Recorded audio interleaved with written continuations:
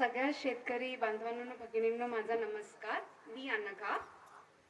सगळ्यांना किसान दिवस शेतकरी दिवसानिमित्त हार्दिक अभिनंदन. मी आज सकाळीच वाचत होते की बरं आज न्यूज मध्ये बघितलं की आज शेतकरी दिन आहे. मला विचार पडला की नक्की शेतकरी दिन कशासाठी साजरा केला जातोय आणि खरं शेतकऱ्यांना माहिती आहे की नाही की आज शेती दिवस आहे. म्हणून मी वाचलं की शेतकरी दिन हा कशासाठी साजरा केला जातोय. तर बघितलं पंतप्रधान चौधरी चरण सिंग जे होते त्यांचाच वाढदिवस आहे. तर त्या काळी मी विचार केला की हो भारत कृषी प्रधान देश होता. आता अर्थव्यवस्थेत 3 क्षेत्र असतात. प्रथम, द्वितीय, तृतीय, प्रायमरी, सेकंडरी, टर्शरी. प्रायमरी मध्ये जे नैसर्गिक उत्पादन होतं म्हणजे शेती त्याच्यात येते. उत्पादन द्वितीय क्षेत्र असतं ज्याच्यात मॅन्युफॅक्चरिंग येते. आणि तिसरं म्हणजे सर्व्हिस, सेवा. अर्थशास्त्रात असं आहे की जसं देश प्रगती करत जातो शेतीतनं उत्पादनात येतं अर्थव्यवस्था आणि उत्पादनातनं सेवा ह्या क्षेत्रात येतं म्हणजे ऍग्रिकल्चर वरून मॅन्युफॅक्चरिंग, मॅन्युफॅक्चरिंग वरून सर्व्हिस. तर भारत कृषी प्रधान देश जेव्हा होता आता 70-80 वर्षानंतर अपेक्षा अशी असायला पाहिजे की आपण शेतीतनं मॅन्युफॅक्चरिंग वरून सर्व्हिस मध्ये आलोय.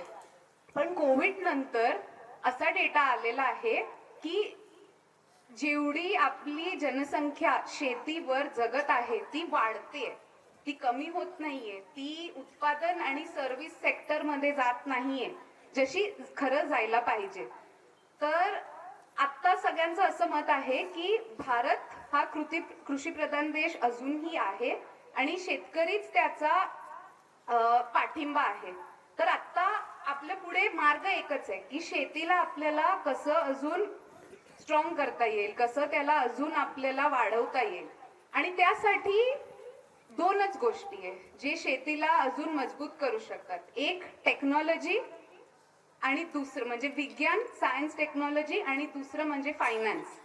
आणि आज आपल्याकडे स्टेजवर दोन्हीच आहे. NRCP आहे जे आपल्याला टेक्नॉलॉजी आणि सायन्स देते आणि HSBC आहे जे आपल्याला फायनान्स देते.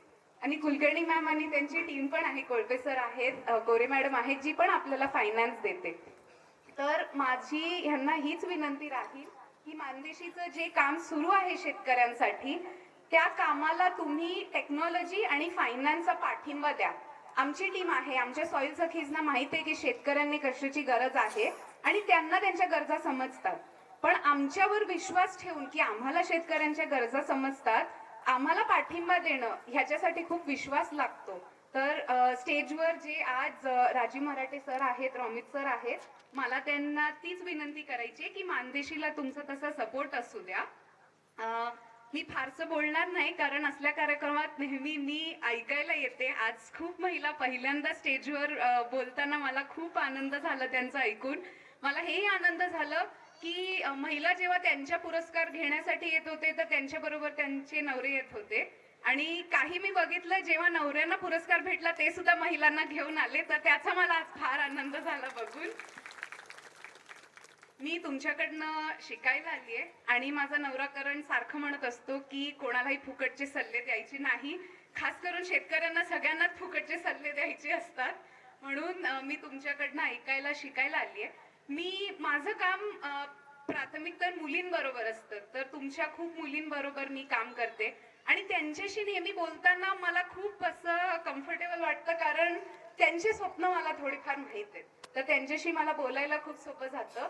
तर मला शेतीविषयी जास्त कळत नाही पण उन्हात कष्ट करणारी जी शेतकरी महिला आहे, शेतकरी आहे, त्यांची तहान मी समजू शकते आणि त्यांच्या मुलांसाठी जे त्यांची स्वप्न आहेत, त्यांची भूक आहे ती मी समजू शकते.